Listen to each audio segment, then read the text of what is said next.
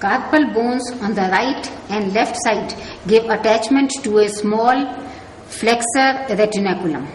This is attached laterally to the tubercle of scaphoid and crest of trapezium.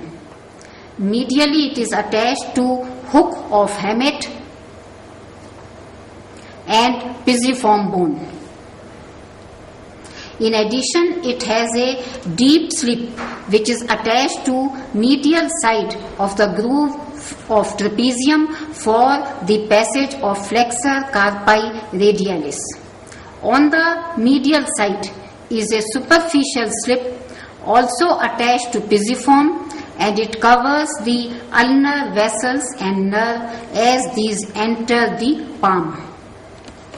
Structures passing superficial to flexor retinaculum from medial to lateral side are ulnar nerve, ulnar vessels, palmar cutaneous branch of ulnar nerve, tendon of palmaris longus, and palmar cutaneous branch of median nerve.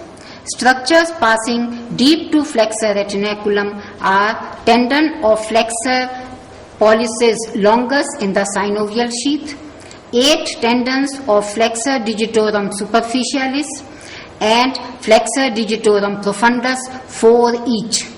Median nerve lying superficial to the tendons.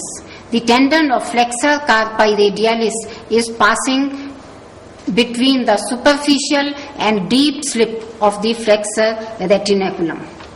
Flexor retinaculum on lateral side gives attachment to muscles of thinner eminence. These are abductor pollicis brevis, flexor pollicis brevis, and opponens pollicis. Adductor pollicis is not a muscle of thinner eminence, as it is not responsible for the eminence due to its deep position. Flexor retinaculum on medial side gives attachment to 3 similar muscles of hypothenar eminence. These are abductor digiti minimi, flexor digiti minimi, and opponens digiti minimi. Adductor pollicis arises from capitate, base of second and third metacarpals as oblique head, and from shaft of third metacarpal as transverse head. The 2 heads get inserted into the medial side of base of proximal phalanx of the thumb. 4 tendons of flexor digitorum superficialis pass deep to the flexor retinaculum, pass across the palm. At the respective metacarpophalangeal joints of 2nd to 5th digits, each tendon gets perforated by tendon of flexor digitorum profundus, so that the tendon of flexor digitorum superficialis gets divided into 2 slips to be inserted into sides of shaft of middle phalanx. Thus, flexor digitorum superficialis has 8 slips of insertion, 2 each into 2nd to 5th digits.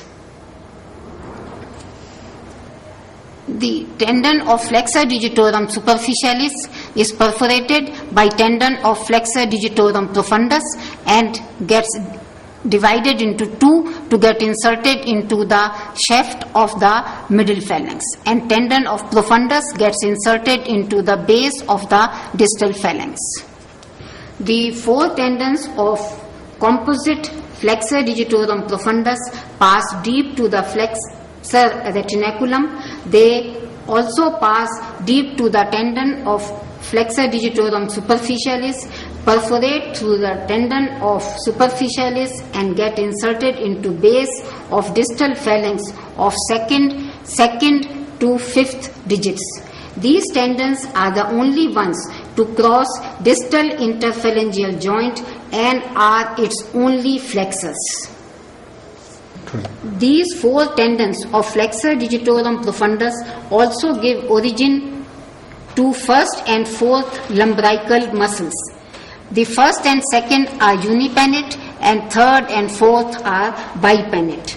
These pass on the lateral side of respective metacarpopharyngeal joint to get inserted into the respective extensor expansions. Palmar interossei. These are 4 in number. These arise from one metacarpal each and are adductors of digits at the metacarpopharyngeal joint. The mnemonic is P for Palmar and AD for adduction. The first interosseous is a small muscle as its action is done by adductor pollicis. It arises from base of first metacarpal and inserted into proximal phalanx of the thumb. Second, third and fourth arise from second, fourth and fifth metacarpals respectively. Third metacarpal has no palmar interosseous. Third metacarpal has no palmar interosseous, and so no palmar interosseous is inserted into the long middle finger, and no palmar interosseous is inserted into the long middle finger. Second palmar interosseous is inserted into extensor expansion of index finger. Third palmar is inserted into extensor expansion of ring finger, and fourth palmar is inserted into extensor expansion of little finger. Dorsal interossei. These are abductors at metacarpopharyngeal joints. These are 4 in number and arise from adjacent sides of 2 metacarpal bones. So in between 5 metacarpals there are 4 dorsal interossei. The first digit or thumb and fifth digit or little finger have their own abductors. So there are 4 dorsal interossei for second, third and fourth digits. Excess of abduction and adduction of digits passes through the middle finger or the third digit. So the middle finger, whichever side it moves, is abducted. So it needs 2 abductors.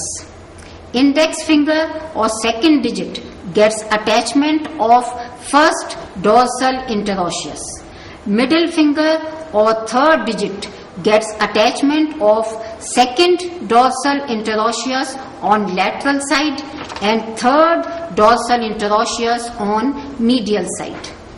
Ring finger or fourth digit gets attachment of fourth dorsal interosseous. So second, third and fourth digits.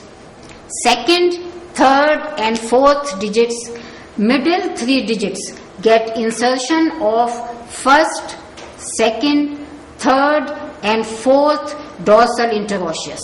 Middle finger gets 2 dorsal interosseous.